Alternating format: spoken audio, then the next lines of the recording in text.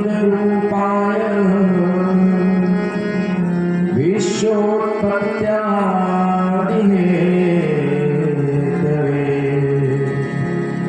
तापत्रय विनाशाय श्रीकृष्णाय वयं नमः।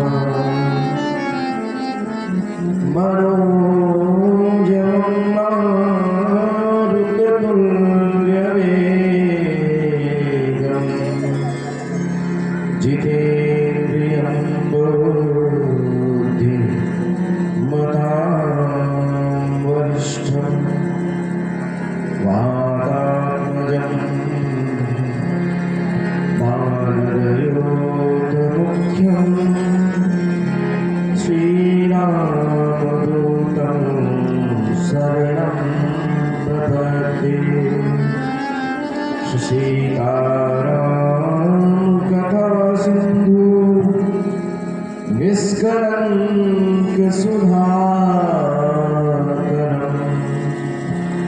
गोस्वामी तुलसीदासं वन्दे वाल्मीकिवेगम्।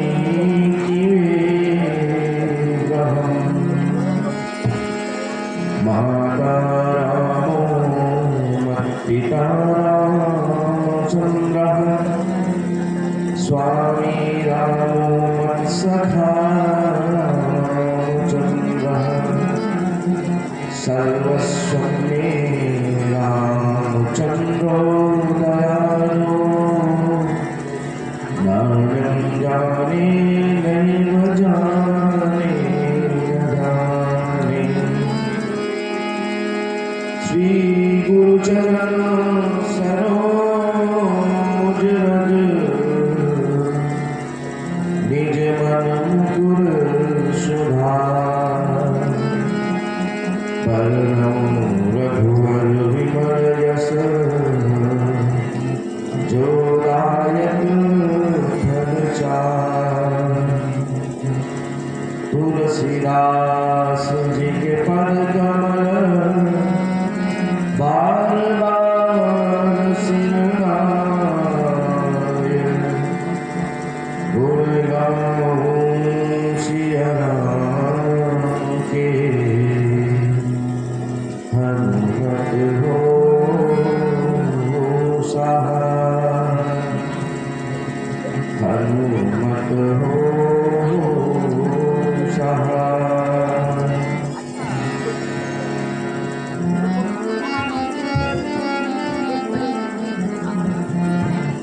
श्री गुरुपदनाथ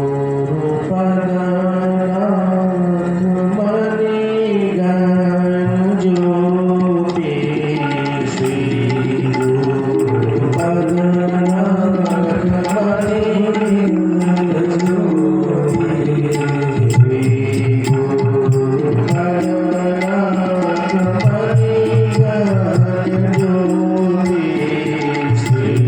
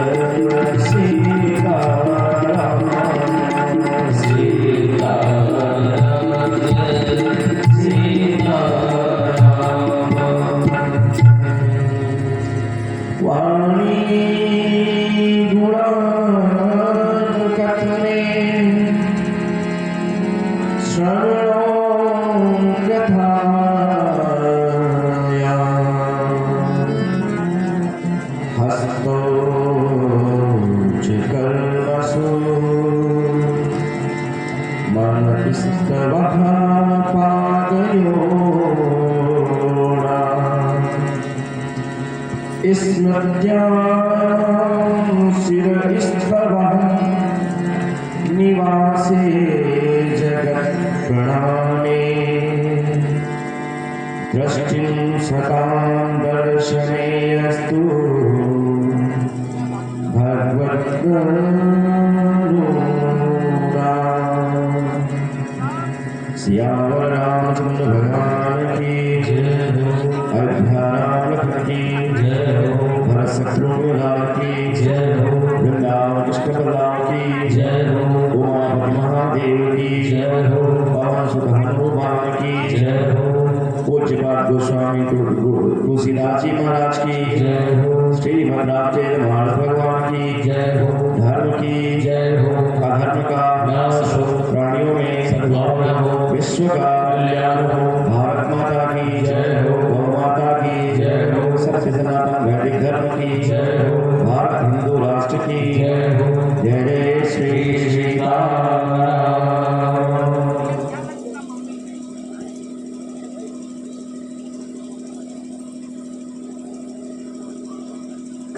अखिल ब्रह्मांड नायक परिपूर्ण परमात्मा अकारण करुणा भगवान श्री सीताराम जी के चरणों में साष्टांग दंडवत, शिव जी एवं हनुमान जी को प्रणाम, पूज्यपाद गुरुदेव भगवान एवं कल्पना अवतार पूज्यपाद गोस्वामी तुलसीदास जी के चरणों में बार बार बंदन। आपकी ग्राम सभा वसैना में चल रही एकादश दिवसीय श्री राम कथा के 10वें दिवस में आए हुए सभी श्रद्धालु भक्तों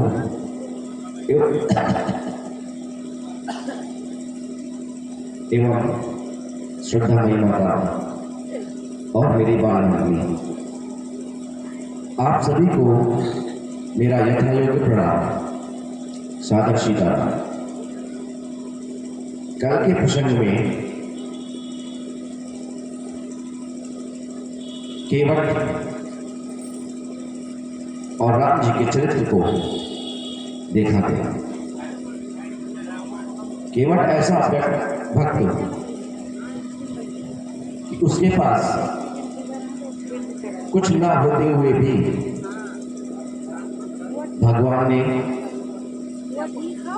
भगवान से केवट ने कुछ भी नहीं मांगा।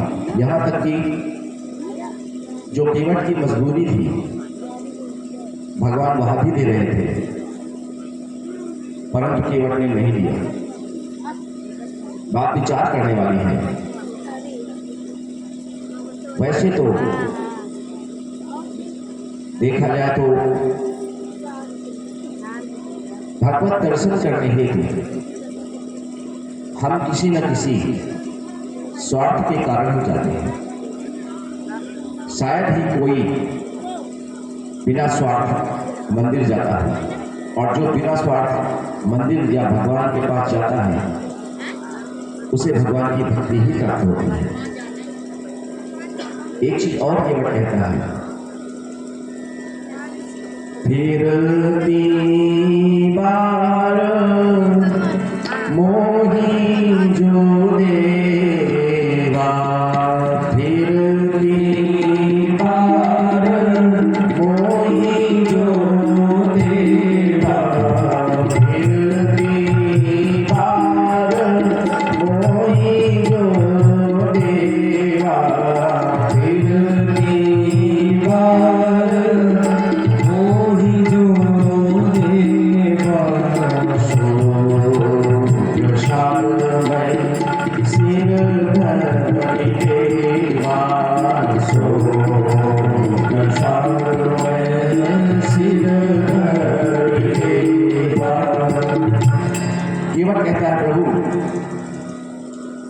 जब आप अपना वनवास काल पूर्ण करके पुनः वापस आएंगे तो आप जो कुछ देंगे वह मैं रख लूंगा। बात विचार करने वाली है। जब प्रभु राम के पास आज कुछ नहीं है तो क्या उस समय होगा? क्योंकि 14 वर्ष का जो समय है उदासी और तपस्वी देश में रहना है। यहाँ पर केवट कहता है सो प्रसाद। भगवान का प्रसाद क्या होता है? इसके लिए काकभुजुंडी जी ने उत्तरकांड में बहुत ही अच्छा निर्णय दिया है। अविरल भगति विशुद्ध तब सुति पुराण जोगा, जही को जत जोगेश मुनि प्रभु प्रसाद को पाओ। भगवान की भक्ति ही भगवान का सच्चा प्रसाद है, अन्यथा और सभी तो भोग पदार्थ है। अगर भगवान का प्रसाद सत्य में लेना है तो भगवान से कुछ भी न मांगे, और जब आप कुछ भी नहीं मांगेंगे तो आपको भगवान की भक्ति प्राप्त होगी, जैसे केवट को प्राप्त हुई, और वही भगवान का सच्चा प्रसाद होगा। केवट को अविरल भक्ति का वरदान देकर भगवान थोड़ा आगे चलने पर सायंकाल हो जाती है और वहीं एक वट वृक्ष के नीचे आराम करते हैं। आज राम जी की सेवा में निषाद और लखन जी दोनों हैं। अगले प्रातःकाल उठकर प्रभु मैया और भैया के साथ आगे बढ़ते हैं, और जैसे ही आगे बढ़ते हैं होता क्या है? प्रात प्रात व्रत करी रघुराई, प्रात करी रघुराई, प्रात प्रात करी रघुराई।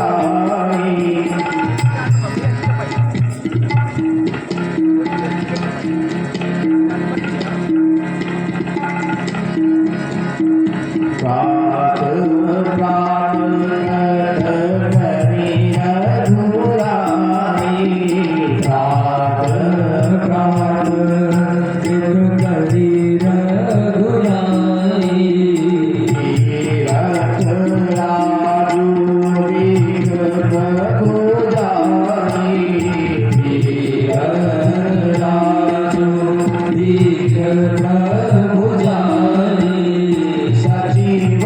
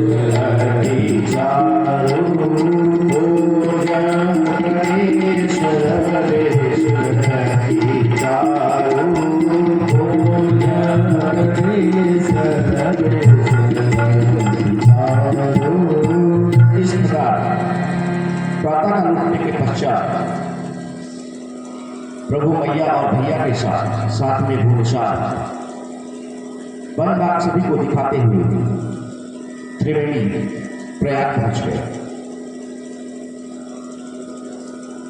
और वहां पर प्रयाग के बारे में विधि पूर्वक व्याख्यान करते हैं। तत्पश्चात प्रयाग के देवताओं के पूजन करते हैं। प्रयाग के जो देवता हैं वह यह है त्रिवेणी माधवं सोमं भरद्वाज च वासुकिं वन्दे अक्षयवटं शेषं प्रयागं तीर्थनायकम्। त्रिवेणी जी, वेणी माधव जी, सोम, भरद्वाजाश्रम, अक्षयवट और शेष, ये सारे प्रयाग के तीर्थ हैं। यहाँ पर प्रभु विधिवत पूजन करते हैं और सबको दंडवत करने के पश्चात भरद्वाज जी के आश्रम की तरफ प्रस्थान करते हैं। आश्रम में पहुंचने के बाद भरद्वाज जी को प्रणाम करते हैं और भरद्वाज जी राम जी को अपने आश्रम में ले जाते हैं। भरद्वाज जी कहते हैं कि आज मेरी तपस्या सफल हो गई। मुझे अगर तो आप कुछ देना चाहते हैं तो अपने चरणों का सहज प्रेम प्रदान करें। इसके बाद भरद्वाज आश्रम में ही रात्रि में कंदमूल फल खाकर राम जी विश्राम करते हैं। अगली सुबह जब राम जी आगे बढ़ने की बात करते हैं तो भरद्वाज जी से मार्ग पूछते हैं कि हम किस मार्ग पर जाएं, क्योंकि भरद्वाज जी परमार्थ पथ के पथिक हैं। इसलिए राम जी आज उनका अनुसरण करना चाहते हैं। जैसे ही भरद्वाज जी ने सुना कि राम जी आगे जाना चाहते हैं तो अपने शिष्यों से कहा कि राम जी को आगे भेज दिया। यह सुनते ही 50 शिष्य वहां पर आ गए, परंतु गुरुदेव भगवान ने 50 नहीं सिर्फ 4 शिष्यों को ही राम जी के साथ भेजा। 50 शिष्यों का आशय यह है कि 18 पुराण, 18 उपपुराण, 6 शास्त्र, 4 वेद, 4 उपवेद, ये सभी मिला के 50 होते हैं। यह सभी शिष्यों का रूप धारण करके ही भरद्वाज जी के पास आ गए, परंतु भरद्वाज जी इनमें से किसी को नहीं भेजते, सिर्फ 4 को रखते हैं। वह 4 वेद होते हैं, क्योंकि राम जी के बारे में कहा गया है श्रुति सेतु पालक राम को, जो वेद रूपी पुल की रक्षा करते हैं वही राम है।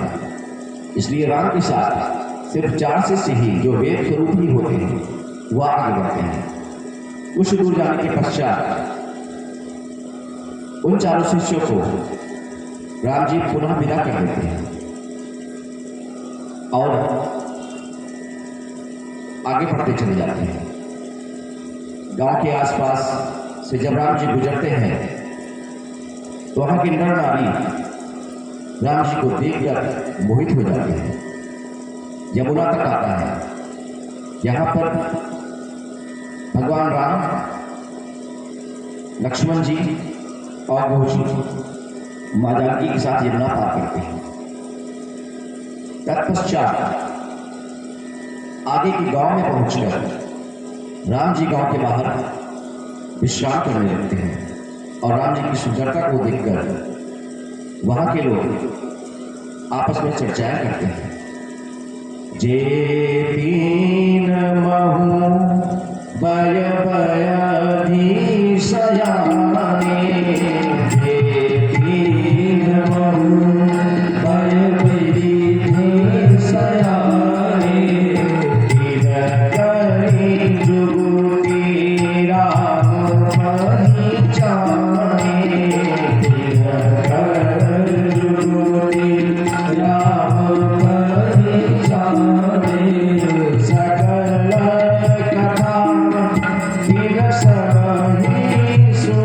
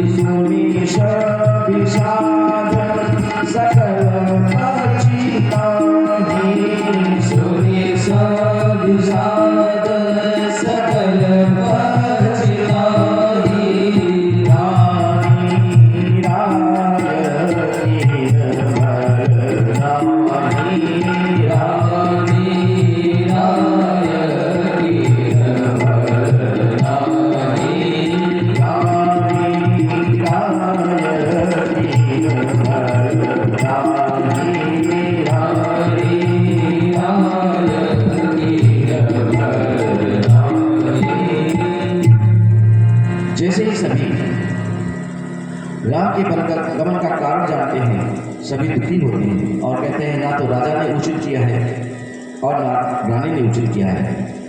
परंतु वहां पर कुछ धर्मनिष्ठ व्यक्ति भी होते हैं। ये सभी प्रेमी हैं। प्रेमी हमेशा अपने दृष्टिकोण से देखता है और धर्मनिष्ठ व्यक्ति अपने दृष्टिकोण से। तब धर्मनिष्ठ व्यक्ति कहते हैं अगर आज राजा रानी ने इनको वनवास न दिया होता तो इनका दर्शन हमें सुलभ न होता। आज राम जी पुनः यहाँ पर विश्राम करते हैं। यहाँ इस प्रसंग में एक तपस्वी आने का उल्लेख है।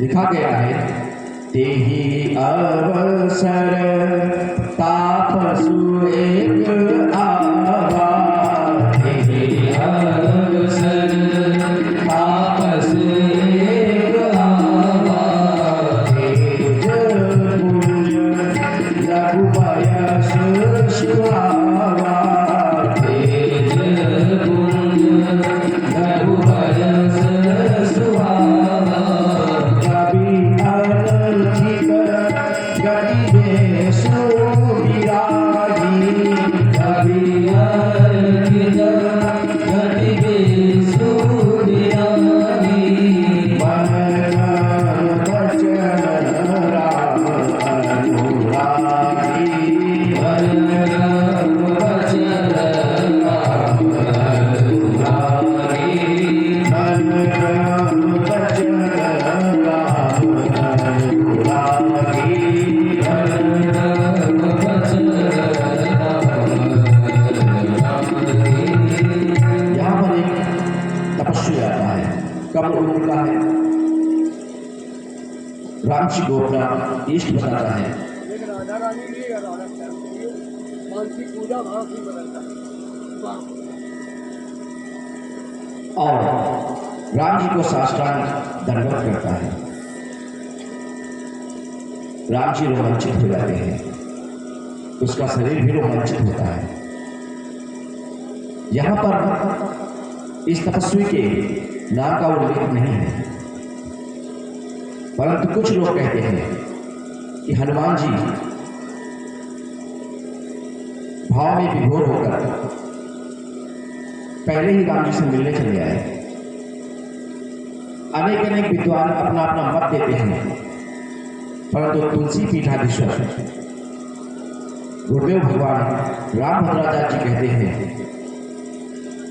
और भद्राचार्य जी के साथ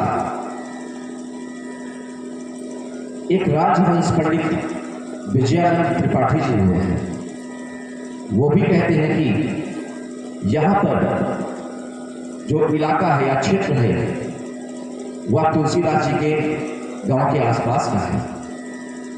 तुलसीदास जी जब मानस की रचना कर रहे होते हैं तो यमुना पार के बाद उन्हें लगता है कि राम जी तो मेरे गांव के पास से ही निकल रहे हैं, क्यों ना भाव मुद्रा में जाकर उन्हें प्रणाम किया जाए।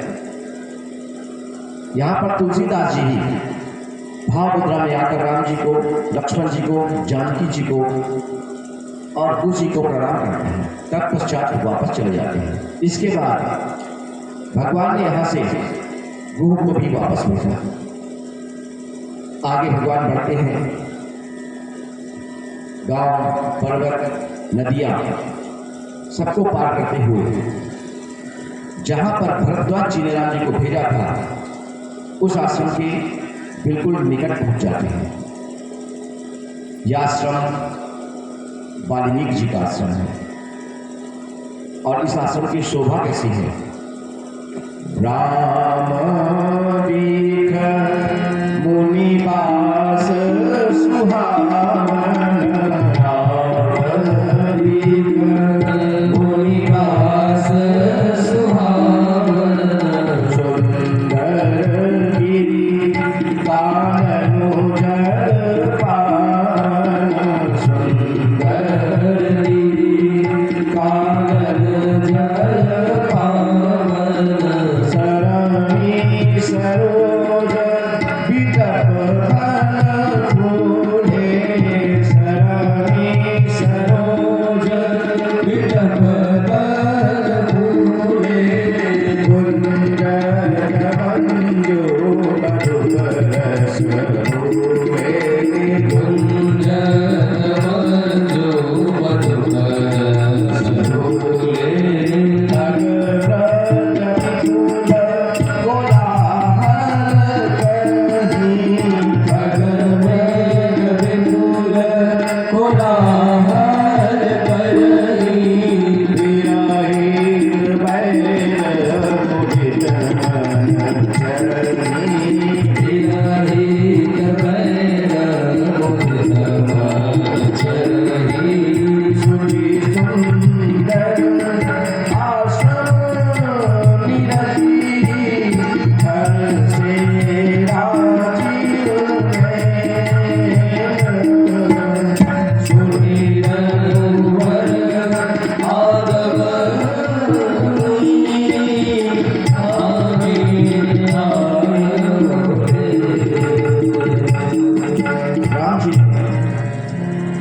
वाल्मीकि आश्रम का दृश्य देखना। बड़े बड़े पहाड़, वृक्ष, फूल पौधे और सबसे महत्वपूर्ण बात कि यहाँ पर किसी भी वन्य जीव में द्वेष की भावना नहीं है। सभी आपसी बैर त्याग कर आपस में ही रहते हैं। यह वाल्मीकि जी की तपस्या का फल है। और जैसे ही वाल्मीकि जी को पता चला कि राम जी आ रहे हैं, वह आश्रम के बाहर गए। राम जी ने मुनिवर को प्रणाम किया और वाल्मीकि जी ने आशीर्वाद दिया। इसके बाद वाल्मीकि जी तीनों लोगों को लेकर आश्रम ले जाते हैं। और आज जो वाल्मीकि जी की स्थिति है वह यह है कि वाल्मीकि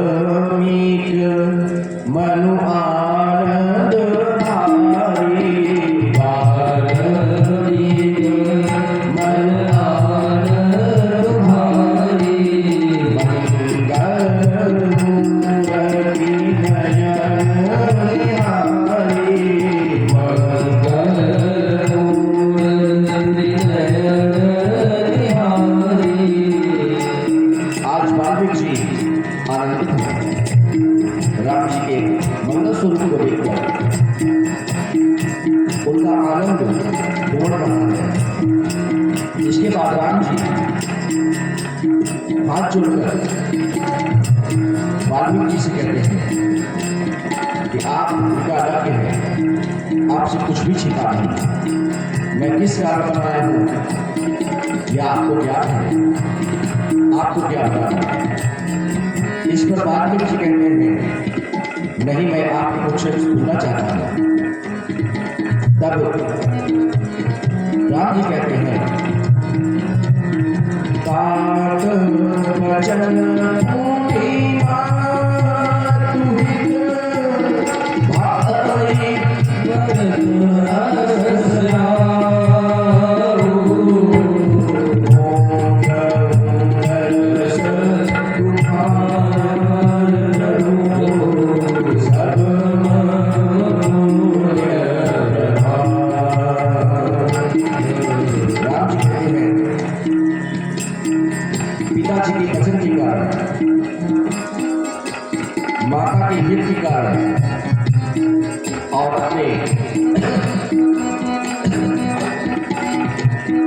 भाई को राजा बनाने के कारण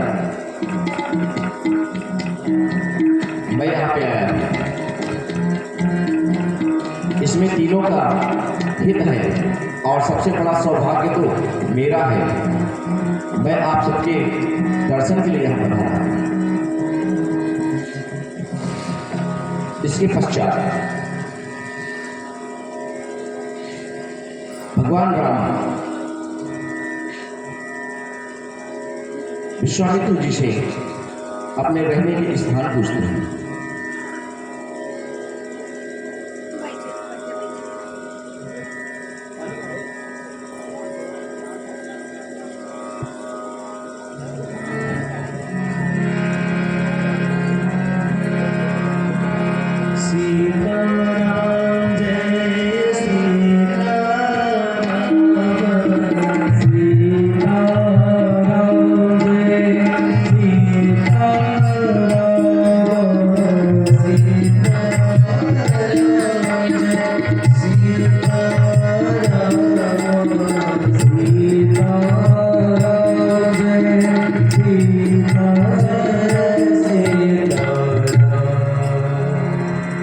इसके बाद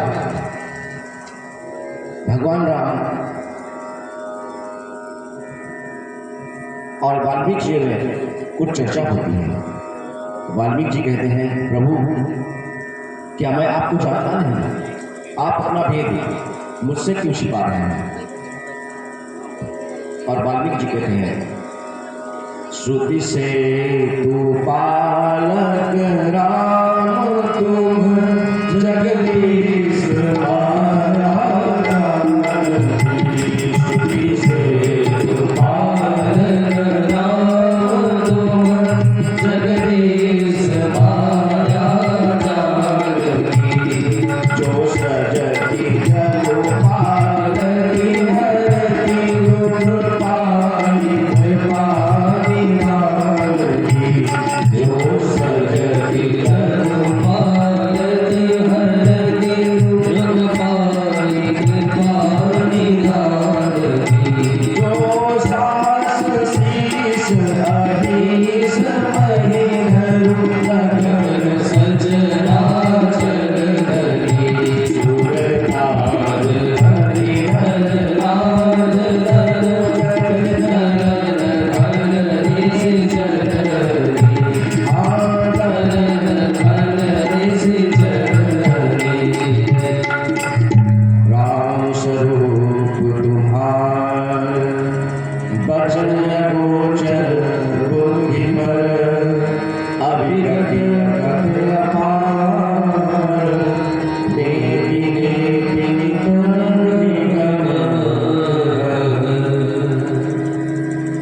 यहाँ पर राम जी ने अपने आप को छिपाया, परंतु वाल्मीकि जी ने राम जी के ब्रह्म स्वरूप को प्रदर्शित किया। आप जिस वेदों के पालक हैं, मैं आपको जानता हूँ। और आपके साथ में जो सीता जी हैं, यह आपकी माया है, जो आपके रूप से ही संसार में सृजन करती हैं और संसार का विनाश करती हैं।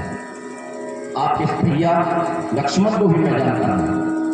यह शेषनाग हैं, जिन्होंने सारी धरा को अपने मस्तक पे धारण कर रखा है।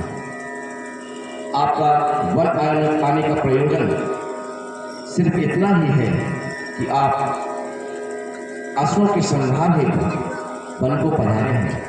आपके रूप अनंत है, आपकी महिमा नहीं कही जा सकती।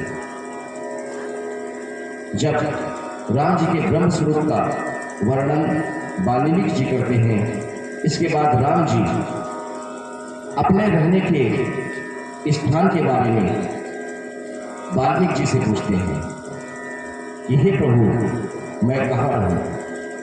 तब वाल्मीकि जी कहते हैं, प्रभु पहले तो मुझे आप ये बताएं कि आप कहाँ नहीं हैं। जहाँ पर आप ना हो मैं वही स्थान आपको बता दूंगा। वाल्मीकि जी ने कहा, पूछो मुझे रहूं कहाँ, मैं पूछत सकूँ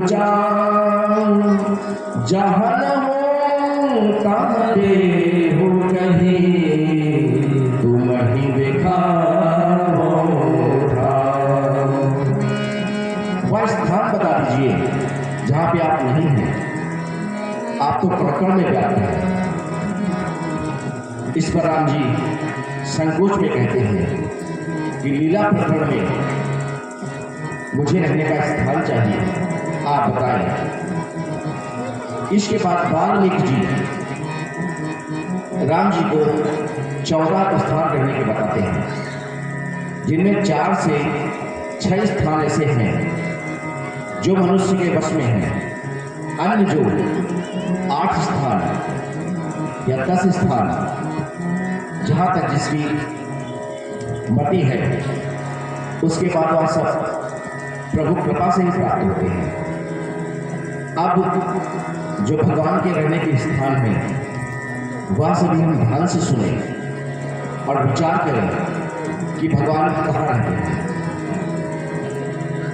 वाल्मीकि जी कहते हैं, जिन के श्रवण समुद्र समाना, जिन के श्रवण समुद्र समाना, कथा तुम्हारी सकल कथा तुम्हारी सुभग सरियाना, कथा तुम्हारी सुभग सरियाना, धरणी निरंतर होनी लऊरे, धरणी निरंतर होनी लऊरे, जिनके हिय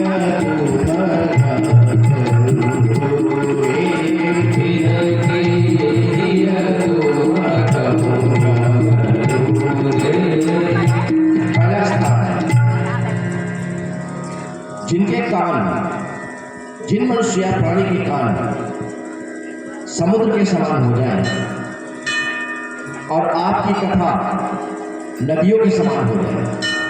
जिस प्रकार समुद्र में पूर्व पश्चिम उत्तर दक्षिण चारों दिशाओं से नदियां आती हैं और समुद्र में विलीन हो जाती हैं, परंतु समुद्र यह कभी नहीं कहता कि मैं भर गया, अब नदियों मेरे पास ना आओ। तो इसी तरह जिस भी मनुष्य के कान समुद्र की तरह है और आपकी कथा नदियों की तरह हो जाए, निरंतर सुनता रहे प्रभु, ऐसे मनुष्य के हृदय में आप विश्राम करें। अब सभी को अपना अपना आकलन करना है कि इन 4 या 6 स्थान जो मनुष्य की सुगमता में है, इनमें से क्या हमारी ऐसी कोई स्थिति है कि भगवान हमारे हृदय में रह रहे हैं। पहला, भगवत चर्चा। जो इंसान भगवत चर्चा से कभी तृप्ति नहीं पाता है, भगवान उसके हृदय में रहते हैं। दूसरा, लोचन चातक जिन करी राखे, लोचन चातक जिन करी राखे, रामींद्र रस जलधर अभिलाखे, रामींद्र रस जलधर अभिलाखे, सिंधु सर भारी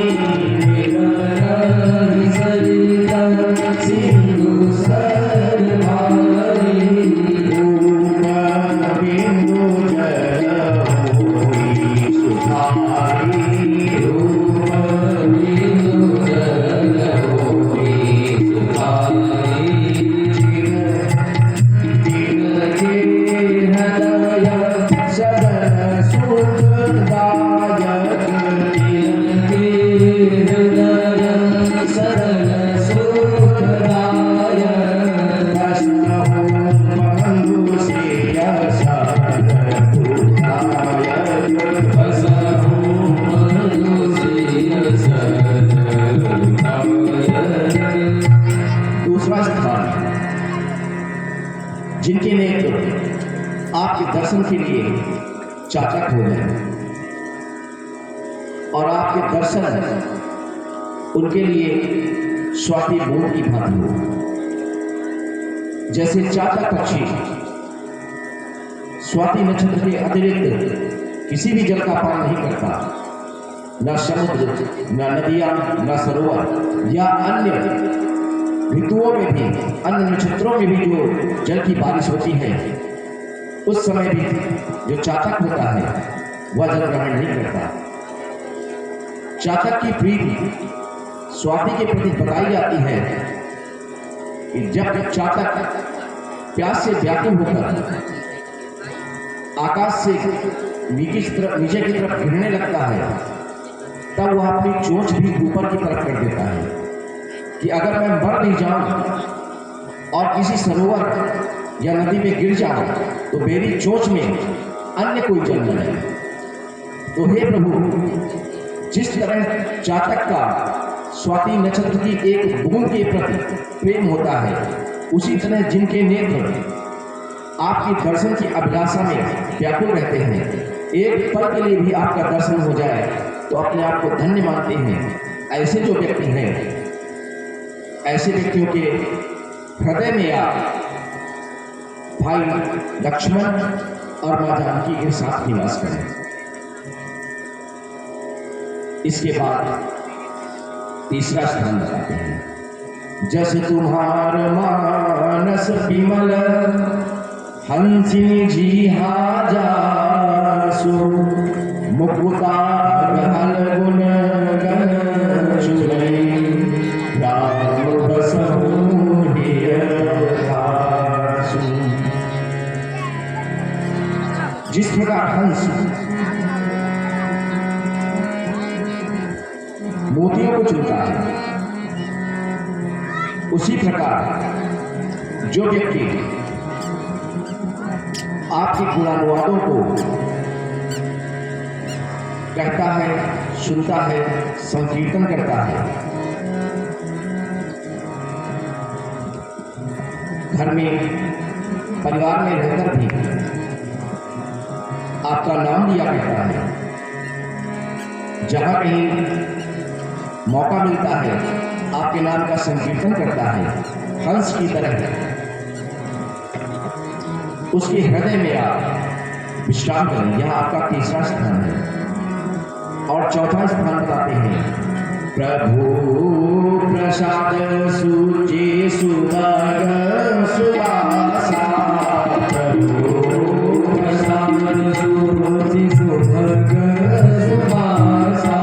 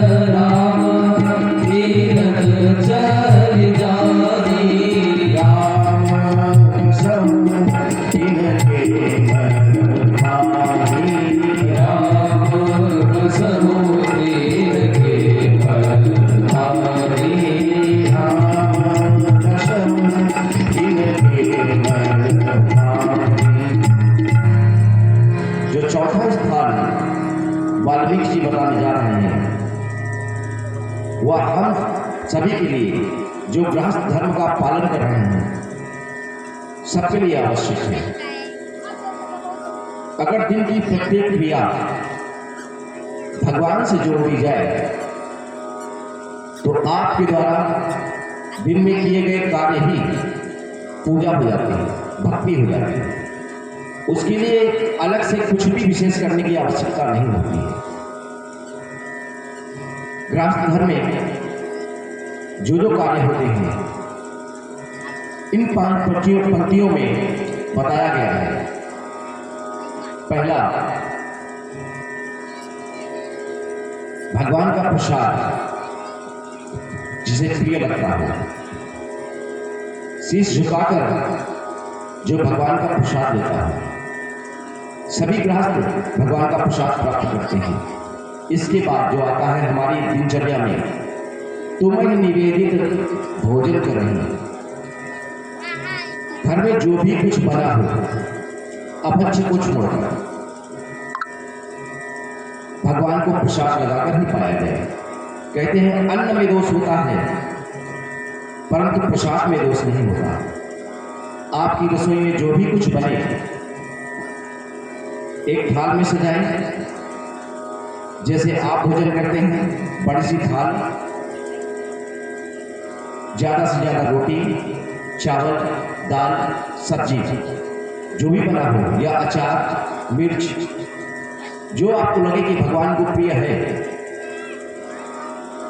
वह रखकर तुलसी दल डालकर भगवान को भोग लगाया जाए। तत्पश्चात वह प्रसाद अन्य सारी सामग्रियों में मिला दिया जाए जो शेष रह गई थी रसोई में। उसके बाद प्रसाद पाया जाए। वह फिर अन्न नहीं रहता, भोजन नहीं होता, वह प्रसाद हो जाता है। और उस प्रसाद से आपके मन की शुद्धि होती है, कोई विकार नहीं आता। तो जो मनुष्य ऐसा कर रहा है वह धन्य है। अब एक प्रश्न उठता है कि हमारी रसोई में प्याज और लहसुन का प्रयोग होता है तो प्रसाद किस चीज का लगाया जाए? प्याज और लहसुन का प्रयोग आप सब्जी या दाल में करते हैं, चावल रोटी में नहीं। एक प्रयोग आप करके देखना, 40 दिन के अंदर आपकी मनस्थिति बदल न जाए तो कहना, या व्यासपीठ का विश्वास है। जिस भी चीज में लहसुन या प्याज न पड़ना हो, जैसे चावल और रोटी, चावल में घी डाल के, थोड़ा सा शक्कर डाल के, दूध में रोटी मिला के भगवान को भेंट कर दो तुलसी दल डाल के। यह प्रक्रिया सिर्फ आप 40 दिन करके देखें। 40 दिन के अंदर आपके घर से अपने आप स्वतः ही लहसुन और प्याज कहाँ चला गया आपको खुद पता नहीं चलेगा। क्योंकि जब एक मनुष्य एक ही भोजन अधिक दिनों तक नहीं कर पाता है, उसका मन होता है कुछ भिन्न किया जाए। एक ही दाल एक हफ्ते तक नहीं खा पाता, एक ही सब्जी 2 या 4 दिन नहीं खाता, तो विचार करिए कि क्या भगवान आपके चावल, शक्कर, दूध, रोटी को सदा खाते रहेंगे? उनका भी तो कुछ चटपटा खाने का मन होगा, दाल चावल खाने का मन होगा, सब्जी खाने का मन होगा। और जिस दिन भगवान का मन होगा सब्जी दाल चावल खाने का, उस दिन आप प्याज लहसुन डालना ही भूल जाएंगे। वह भगवान की इच्छा माने, प्रसाद बनाए, भोग लगाए। परंतु यहाँ पर एक बात और विचारनीय है, कहने से पहले क्षमा चाहता हूं। जिन घरों में कुत्ते बेडरूम तक या रसोई तक प्रवेश करते हैं, वह कुछ भी भगवान को खिला दे, भगवान स्वीकार नहीं कर सकते। अपने यहाँ सभी जीवों की रक्षा करना धर्म बताया गया है, लेकिन सभी जीवों की एक मर्यादा है कि कौन सा जीव कहाँ तक रह सकता है। कुत्ते की जो मर्यादा है वह दहलीज तक है। दहलीज के अंदर अगर कुत्ता प्रवेश करता है, रसोई तक जाता है, तो आपकी रसोई को भ्रष्ट करता है। कुत्ते के लिए यहाँ तक कहा गया है, फालतू हो या पालतू, अगर कुत्ता आपसे स्पर्श कर जाए तो उस दिन के आपके सारे सुख नष्ट हो जाते हैं। हाँ, जीवों पर दया करना धर्म है, कुत्ते को रोटी देना धर्म है। अपने यहाँ अंतिम रोटी कुत्ते की होती है, तो जहां तक उसकी सीमा है वहां तक उसको रखिए। परंतु आज का चलन है कि एक से एक महंगे कुत्ते घर में पाले जाते हैं, रसोई बेडरूम तक उनका प्रवेश होता है। सत्य तो यह है कि जिन घरों में ऐसा हो रहा है वह ब्राह्मण हो या कोई अन्य, उनके घर का जल तक ग्रहण करने वाला नहीं होगा।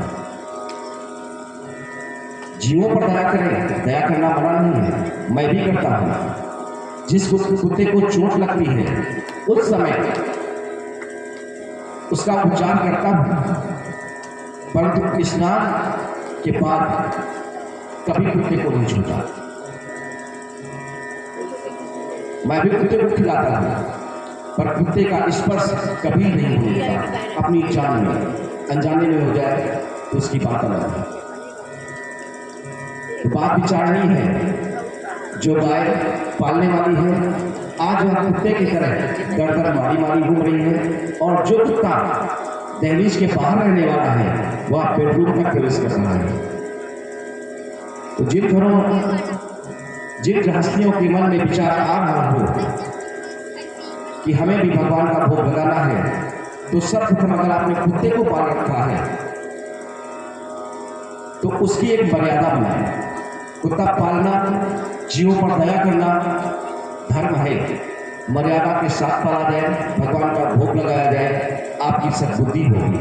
उसी के साथ जो भी आप कुछ भी ला रही हैं, वस्त्र आभूषण, सर्वप्रथम भगवान को स्पर्श करा दिया जाए कि हे प्रभु यह आपका है, आप इसे रखिए और अपनी प्रसादी स्वरूप हमें दीजिए। कुल मिलाकर दिनचर्या में जो भी कार्य किया जाए वह भगवान को समर्पित कर दिया जाए। ब्राह्मणों को, देवताओं को, गुरुओं को, सबको देखकर प्रणाम किया जाए।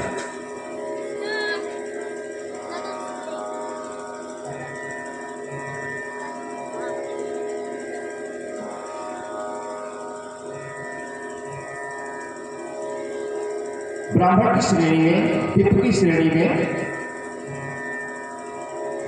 जिनका जन्म ब्राह्मण कुल में हुआ हो, मंदिर, आम का वृक्ष, गौ माता, वट वृक्ष, पीपल का वृक्ष, आंवले का वृक्ष, यह सभी पितृ की श्रेणी में आते हैं। मंदिर जाना सुलभ न हो पाए तो जहां से मंदिर का शिखर दिखे वहीं से मंदिर को प्रणाम कर दिया जाए, या भी प्रणाम ही माना जाता है और मंदिर के दर्शन के बराबर ही पुण्य मिलता है।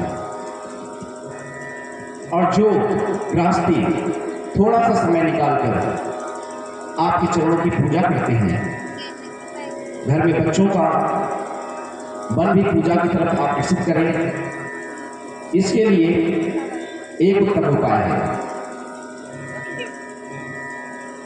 कि जब भी आप पूजा करें तो कभी अकेले ना करें। पूजा पद्धति में अपने पूरे परिवार को सम्मिलित करने का स्वभाव बनाएं। किसी को भगवान के बर्तन धुलने की सेवा दे दें, किसी को वस्त्र धुलने की सेवा, किसी को पोछा करने की सेवा, किसी को बत्ती बनाने की सेवा।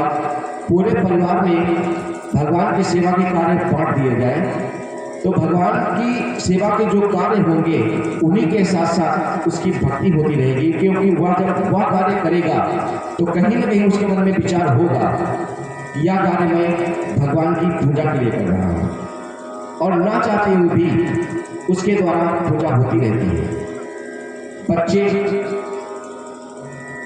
बच्चों को अगर पूजा के प्रति आकर्षित करना है तो नित्य भगवान को कुछ अच्छा भोग लगाए। वही मिश्री या टुकड़े वाले काजू नहीं।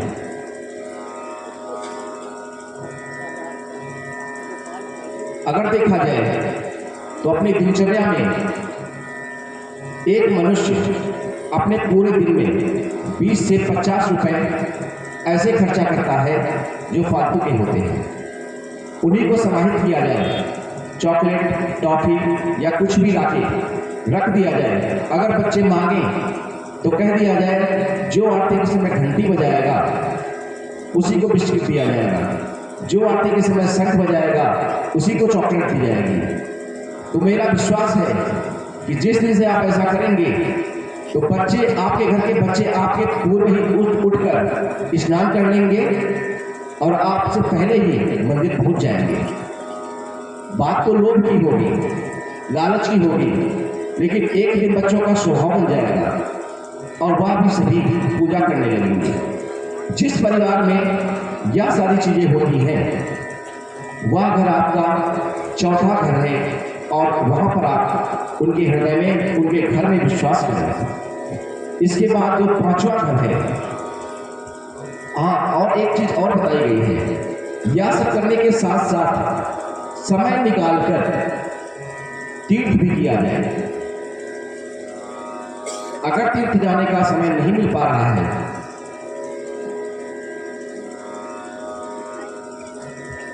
तो आपके आसपास जो भी मंदिर है, कम से कम दिन में एक घड़ी यानी 24 मिनट का समय निकालकर उस मंदिर में बैठें, भगवान का ध्यान और नाम संकीर्तन करें। जिस परिवार में भी ऐसा होता है या होगा वह आपका पांचवा रहने का स्थान होगा। इसके बाद मंत्र जाराजू नीत जपहि तुम्हारा, मंत्र राजू नीत जपहि तुम्हारा, ओजहि तुम्हि सहित परिवारा, ओजहि तुम्हि सहित परिवारा, तर्पण होम करहि विधि नाना, तर्पण होम करहि विधि नाना, जीवानि देहि बहुदाना, जीवानि देहि बहुदाना,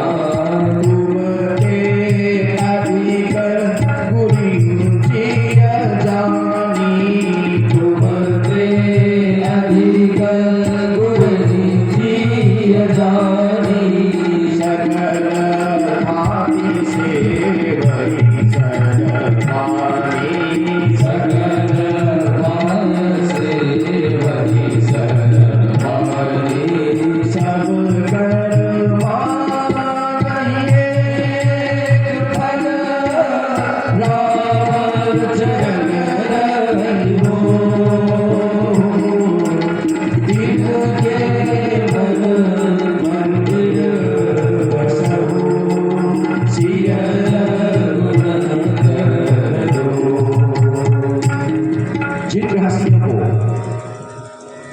गुरु से प्रदत्त गुरु मंत्र मिला हो वह निष्ठा के साथ गुरु मंत्र का जाप करते हैं। आपका पूजन पूरे परिवार के साथ, जैसा कि मैं पहले बता चुका हूँ, पूरे परिवार के साथ पूजन करते हैं। तर्पण होम अन्य सभी विधि विधान से करते हैं। पितरों को भोजन करा के दान देते हैं। कहा गया है कि भगवान के दो मुख हैं, एक अग्नि, दूसरा ब्राह्मण। अग्नि में भी हम जो स्वाहा के साथ समर्पित करते हैं वह भी भगवान को प्राप्त होता है, और ब्राह्मणों को जो हम भोजन कराते हैं वह भी भगवान को प्राप्त होता है। परंतु उल्लेख मिलते हैं कि जब ब्राह्मण को चिबाने की बारी आए तो कुछ ब्राह्मण के भी कर्तव्य हैं। ब्राह्मण को निमंत्रण सदैव 2 या 3 दिन पहले ही दें और ब्राह्मण का कर्तव्य है कि जिस दिन निमंत्रण हो उसके पहले दिन की संध्या से ही भोजन न लें और यजमान के यहाँ पहुंचकर एक बार तृप्ति से भोजन कर ले, फिर अगले दिन तक वह भोजन न करें। यह ब्राह्मण का भी नियम है, क्योंकि अधिक भोजन करने से ब्राह्मण में भी दोष आते हैं। इसके लिए यह साधना ब्राह्मण के लिए बनाई गई है। ब्राह्मण को भोजन कराने के बाद दान पितृजीवान देहि बहुदान, जो भी ब्राह्मण को सामग्री दी जाए वह सामग्री ऐसी हो कि ब्राह्मण उसका सदुपयोग कर सके। कहीं ऐसा न हो कि आपके द्वारा दी जाने वाली धोती या अंग वस्त्र घर में पोछा लगाने के काम है, क्योंकि दान या पूजा की वस्तु मैं पहले भी बता चुका हूं विशेष रूप से बनाई जाने लगी है। दुकानदार हो या गृहस्थ अपने लिए अलग व्यवस्था करता है। पूजा और ब्राह्मण की एक अलग धोती अंगवस्त्र या जो भी दिया जाए अच्छा दिया जाए। जितनी श्रद्धा से आप दान करेंगे उतनी श्रद्धा से आप फल प्राप्त करेंगे। जो मनुष्य भगवान से ज्यादा गुरु को जाने, यहां पर गुरु को जानने का तात्पर्य यह है कि गुरु की कही हुई बातों को मानना। गुरुवाणी से जो भी निकले उसका पालन किया जाए और शिष्य भगवान को गुरुदेव भगवान को भगवान के स्वरूप में ही देखे और यह सोचे कि जो भी गुरुवाणी से निकल रहा है वह भगवत वाणी है। सभी का सम्मान करें और यह सब करने के बाद जो मनुष्य सिर्फ आपके चरणों में प्रीति मांगता है, ऐसे मनुष्य के आप हृदय में सीता जी और लक्ष्मण जी के साथ निवास करें। यह 6 स्थान जो है यह हमारी सुगमता में है। 5वां स्थान जो बताया गया वह गृहस्थ धर्म के लिए सर्वोपरि है और इसके बाद के जो 8 स्थान हैं वह ईश्वरीय कृपा से ही संभव है। कहा गया है काम को मद मोह न माना, लोभ न क्षोभ, काम क्रोध मद मान न मोहा, लोभ न क्षोभ न राग न दोहा। काम किसके अंदर नहीं हो सकता, क्रोध किसके अंदर नहीं, मद किसके अंदर नहीं, मोह किसके अंदर नहीं। ये 5 विकार सिर्फ मुर्दे को नहीं होते, बाकी प्रत्येक जीव कितना भी प्रवचन दे रहा हो ये 5 विकार उसके अंदर होते ही होते हैं, किसी में कम किसी में ज्यादा। इसके बाद का जो भी प्रसंग है वह ईश्वरीय कृपा से ही प्राप्त हो सकता है। तत्पश्चात लीला क्षेत्र में रहने के लिए निवास स्थान वाल्मीकि श्री राम जी को बताते हैं कि हे प्रभु, चित्रकूट गिरिकरहु निवासु, चित्रकूट गिरिकरहु निवासु, चित्रकूट गिरिकरहु निवासु, चित्रकूट गिरिकरहु निवासु। सब भांति सुपासु, सब भांति सुपासु, शैलो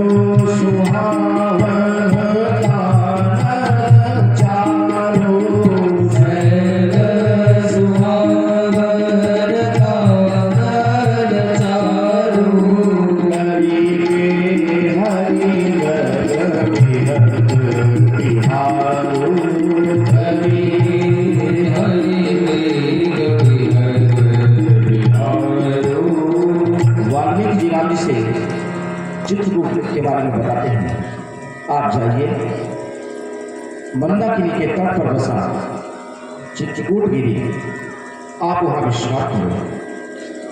और भगवान राम चित्रकूट महिमा अमित कही वहां मुनि गाय, आई नहाए सरित सिय समेत दो भाई। भगवान चित्रकूट पहुंचकर सर्वप्रथम मंदाकिनी में स्नान करते हैं। उसके बाद लखन जी राम जी के रहने का स्थान देखते हैं। पर्ण रोटी तैयार करने की बात आती है तो ब्रह्मा जी सभी देवताओं से कहते हैं कि भगवान का मन चित्रकूट में रम गया है, आप सभी जाएं और भगवान की कुटिया बनाने में मदद करें। ब्रह्मा जी कहते हैं रमेऊ राम मनु देवन जाना, रमेऊ राम मनु देवन जाना, रमेऊ राम मनु देवन जाना, रमेऊ राम मनु देवन जाना। चले सहित सुरथपति प्रधाना, चले सहित सुरथपति प्रधाना, कोल की रात वेश सब आए, कोल की रात देश सब आए, रचे परम करण शरण सुहाए, रचे परम प्रेम शरण सुहाए।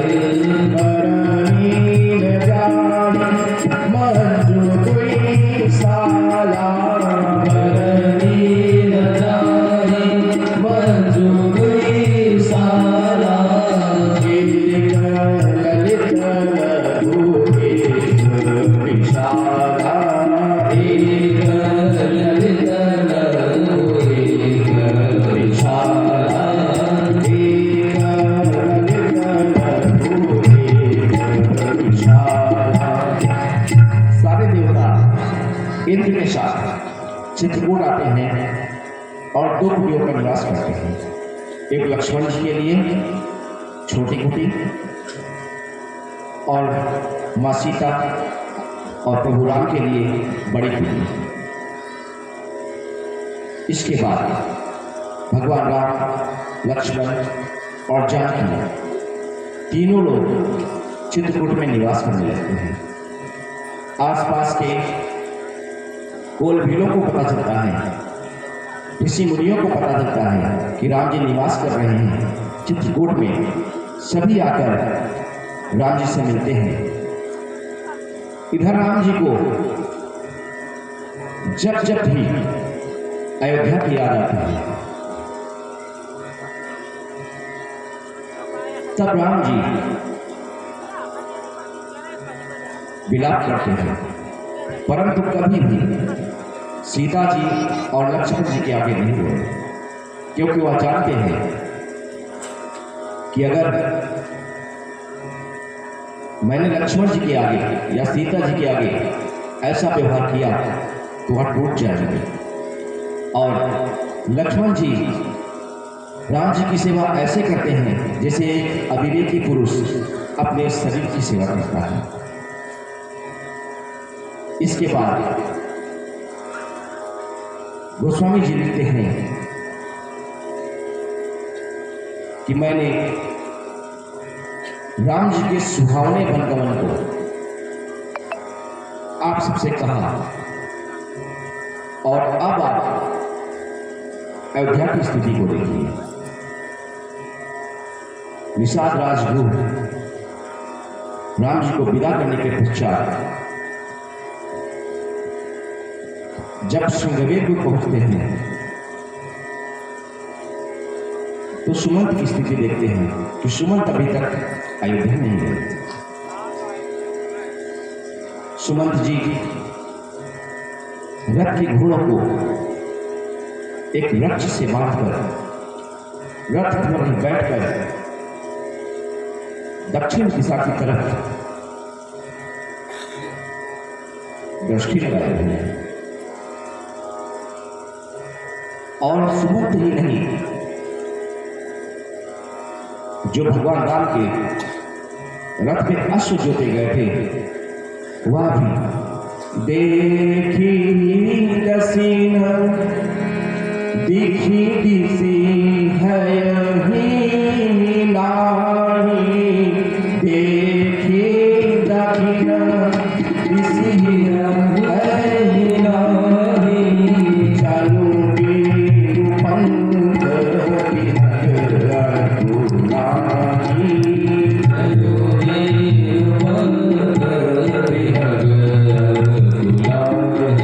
जैसे किसी पक्षी के पंख काट दिए जाए और वह उड़ न सक रहा हो, ऐसी ही दशा आज अश्वों की है। कल्पना करिए कैसे होंगे प्रभु राम, जिनके वियोग में या जिनका वियोग अश्व भी नहीं सह पाते, तो अयोध्या के मनुष्यों की क्या गति होगी। अश्व नहीं तृण चरहि न पियहि जल, भो चढ़ी लोचन भारी, व्याकुल भय निषाद सब, रघुवर भाजी निहार। वह अश्व ना तो घास खाते हैं और ना ही जल पीते हैं, सिर्फ राम जी की प्रतीक्षा में दक्षिण दिशा की ओर मुख उठाए हैं कि शायद राम वापस आ जाए। जब निषाद जी इस स्थिति को देखते हैं तो व्याकुल हो जाते हैं और सुमंत को समझाते हैं, आप तो धर्मज्ञ हैं, ज्ञाता है, अगर आपकी ऐसी स्थिति होगी तो आप अपने राजा अपने मित्र को कैसे समझाएंगे। परंतु आज सुमंत भी टूट रहे होते हैं, क्योंकि पहली बार सुमंत ने दशरथ के आदेश का पालन नहीं किया। दशरथ जी ने कहा था भगवान राम को 4 दिन वन घुमाकर अयोध्या ले आना, परंतु आज 5 दिवस व्यतीत हो गए, मैं वापस नहीं गया, और अगर जाऊंगा तो क्या जवाब दूंगा। अयोध्यावासी मुझे घेर के पूछेंगे कि राम कहाँ है, उनसे क्या कहूंगा कि कहीं तो आएगी नहीं। परंतु जब सुमित्रा और कौशल्या जैसे एक गाय दिन भर चारा चढ़ने के बाद शाम को जब घर लौटती है तो अपने बछड़े से मिलने के लिए व्याकुल रहती है, और जब मां कौशल्या पूछेगी कि मेरा राम कहाँ है, तब मैं कौशल्या को क्या जवाब दूंगा। मां दिल पर पत्थर रखकर सबको जवाब दे भी दूं तो महाराज जिन्होंने मुझसे कहा था कि 4 दिन राम को वन घुमाकर अवध ले आना, मैं उन्हें क्या जवाब दूंगा। यह सोचते हुए गुरु निषाद जी के द्वारा 4 सेवकों को साथ लेकर अयोध्या की सीमा तक आ जाते हैं और उस रात वहीं पर विश्राम करते हैं। सोचते हैं रात हो जाने के बाद अयोध्या में प्रवेश करूंगा। जैसे ही रात होती है सुमंत जी अयोध्या में प्रवेश करते हैं। महल के दरवाजे पर रथ खड़ा कर देते हैं और रथ की स्थिति को देखकर ही अयोध्यावासी समझ जाते हैं कि राम नहीं आए, क्योंकि रथ में लगे हुए अश्व अभी भी पीछे की तरफ देख रहे हैं। इधर महाराज दशरथ के महल में जैसे ही पता चलता है कि सुमंत जी आ गए हैं परंतु राम नहीं आए, स्थिति क्या होती है? सचिव आगमन सुनत सब विकल भयो रनिवास, भवन भयंकर लागते मानहु प्रेत निवास। आज रानिया सुमंत से कहती है अति आदर सब पूछहि रानी, अति आदर सब पूछहि रानी, उतर आहो विकल भई वाणी, उतरो आहो विकल भई वाणी, सुनहि न श्रवण नयन नहीं सूझा, सुनहि न श्रवण नयन नहीं सूझा, कहावत तेहि तेहि भूझा,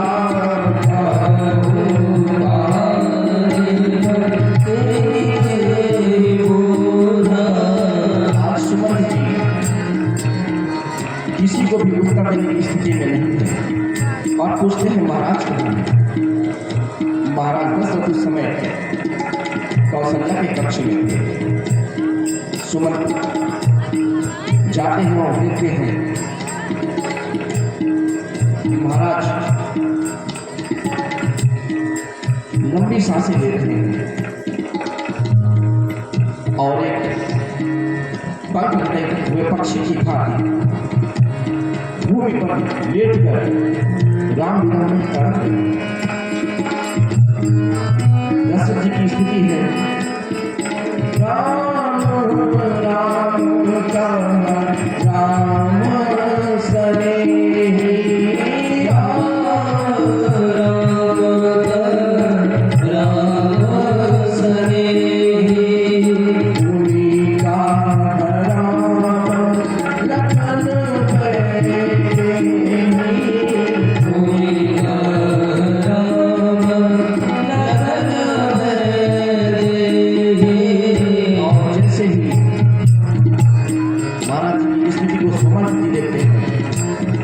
व्याकुल हो जाते हैं, प्रणाम करते हैं और आज महाराज दशरथ सुमंत जी को अपने हृदय से लगा लेते हैं।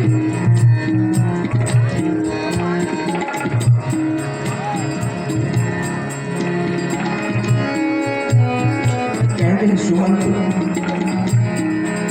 मेरा राम आ गया। सुमंत राम कैसा है बताओ। बिल्कुल पास में सुमंत को बिठा कर कहते हैं राम कुशल कहूं सखा सनेही, कुशल सखा सनेही, कहाँ रघुनाथ लखन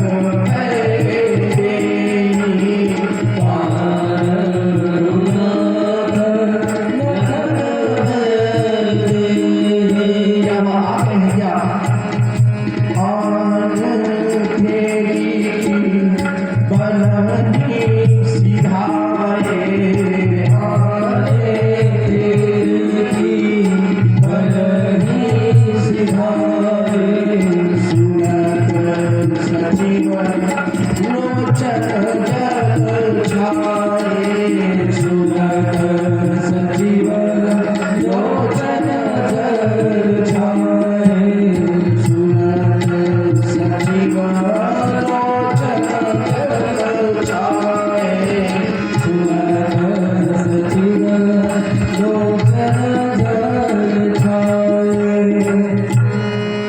आज सुमंत जी ने मारा रस से राम के वन गमन के बारे में बता दिया। दशरथ जी कहते हैं मैं कितना अभागा हूं कि राम जी से बिछड़ने के बाद भी आज मेरे प्राण इस शरीर में हैं। सुमंत मुझे वहां ले चलो जहां मेरा राम है, नहीं तो मेरे प्राण चले जाएंगे। सभी दशरथ जी को समझाते हैं कि 14 वर्ष की ही बात है, समय व्यतीत हो जाएगा, आ जाएंगे, परंतु दशरथ नहीं मानते। जैसे जैसे राम जी बन गए, जहां तक सुमंत गए, सुमंत जी सारा वृत्तांत बताते हैं। यहां पर सीता जी को वापस लाने की बात बार बार महाराज दशरथ ने कही है। यह इसलिए कि राम और सीता में जल और धारा का संबंध है, और दशरथ जी के लिए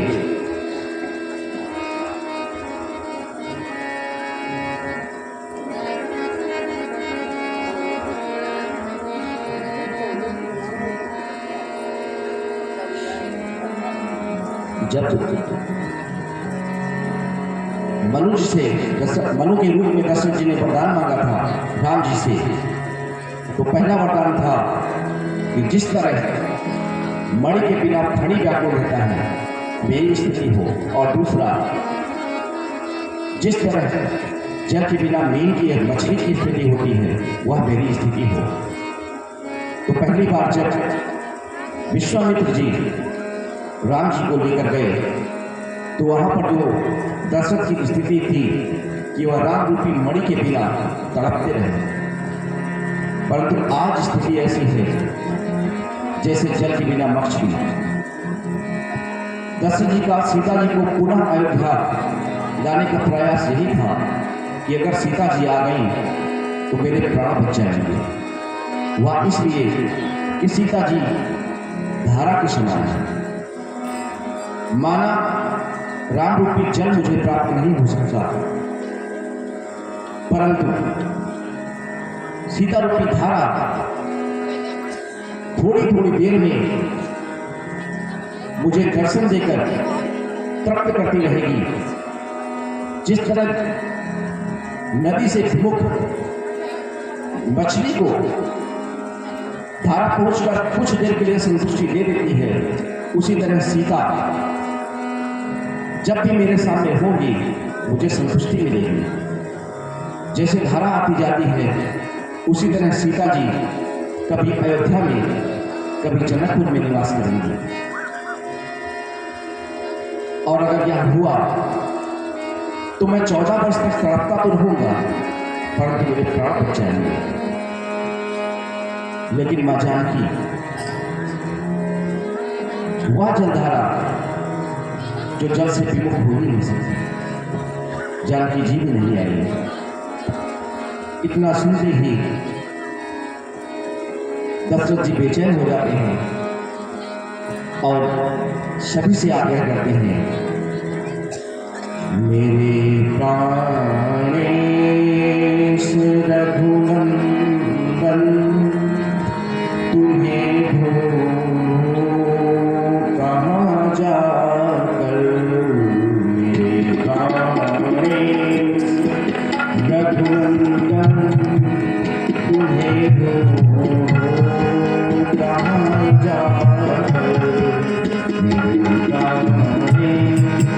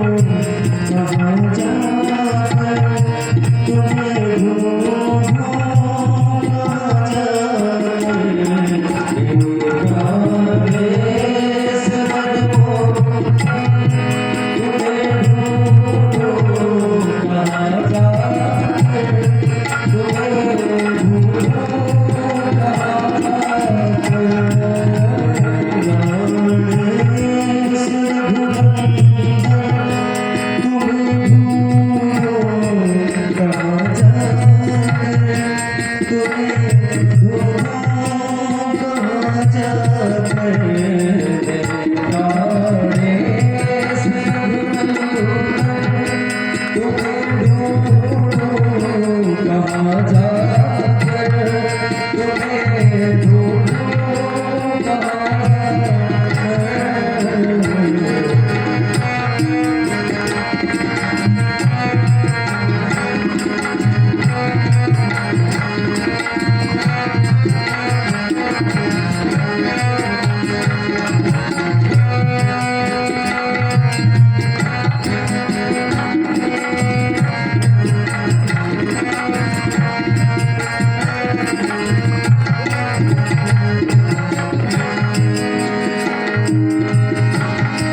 तुम्हारी याद आते ही झड़ियाँ सूख जाती तुम्हारी याद आते ही झड़ियाँ सूख जाती तुम्हारी याद आते ही झड़ियाँ सूख जाती तुम्हारी याद आते ही झड़ियाँ सूख जाती तुम दिल में आता है तुम दिल में आता है कि मर जाऊं जहर खाकर कि मर जाऊं जहर खाकर मेरे जाने से घूमकर तुम्हें ढूंढूं कहाँ जाकर तुम्हें ढूंढूं कहाँ जाकर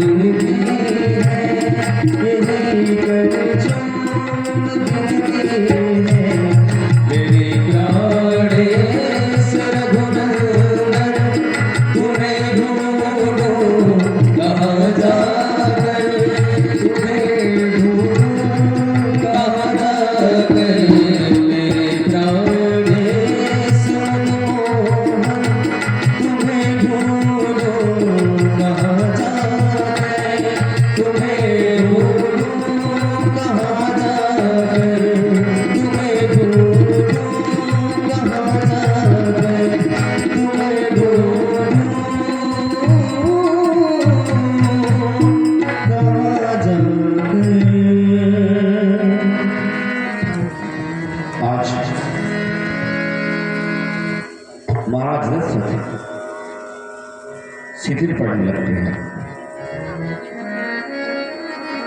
महाराज दशरथ को श्रवण कुमार के माता के पिता के द्वारा जो श्राप मिला था उसकी याद आती है और उसका सारा वृत्तांत कौशल्या जी को सुनाते हैं। साथ सुनते ही भल भयऊ विकल वर्णत इतिहासा विकल वर्णत इतिहासा राम रहित दिग जीवन आसा दिग जीवन आसा सो तनु राखी करब मैं कहा सो अनुरागी करब मैं कहा जही न प्रेम तनु जय प्रेम तनु आज जैसे महाराज दशरथ अपने प्रेम की अपने राम प्रेम की परीक्षा देने जा रहे हैं और अंतिम बार सबका स्मरण करते हैं। हार दुगंध न प्राण पीड़िते हार दुरंदन प्राण पीते तुम बीन जियत बहुत दिन बीते तुम बीन जियत बहुत दिन जीते जानकी लखन हार भुवन जानकी लखन हार भुवन आपी दुहित जीत चातक जलधर आपी दुहित चेत चावत जलधर इतना सब करने के पश्चात आज महाराज जी दशरथ को राम जी से विमुख हुए 6 दिन हो गए हैं। यह 6वीं रात है।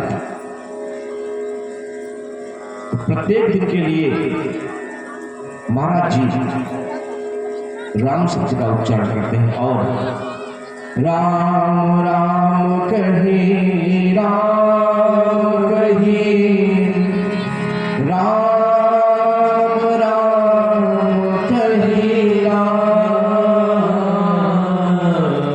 तनु परिहरि रघुबर राम गयो सुरधाम। आज महाराज दशरथ ने अपनी मृत्यु को सार्थक कर लिया। जो जिए तो राम को देखो और जिनकी मृत्यु हुई तो राम की याद है। इसके बाद हम सभी अयोध्या कांड को स्पर्श करते हुए अरण्य कांड में प्रवेश करेंगे। भरत चरित्र के बारे में जैसा मैं पहले ही बता चुका हूं, जिस चरित्र को वशिष्ठ जी नहीं गा सकते, जनक जी नहीं गा सकते, यहाँ तक कि स्वयं भगवान राम नहीं गा सकते, तो मेरा सामर्थ्य क्या है। जब कभी हर इच्छा होगी तब भरत चरित्र विधिवत गाया जाएगा। अभी फिलहाल सजीवा गवन नगर नाथ मरना सजीवा नगर नाथ मरना हरता गवन प्रेम भरना हरता गवन प्रेम भरना प्रिया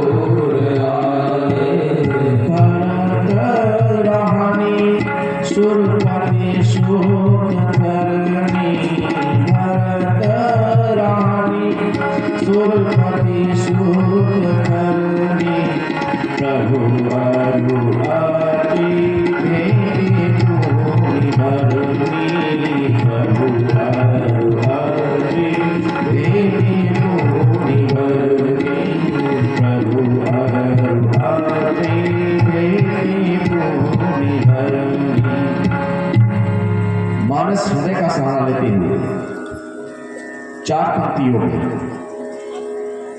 अयोध्या कांड विश्राम करके हम सभी अरण्य कांड में प्रवेश कर चुके हैं। महाराज दशरथ के देहांत के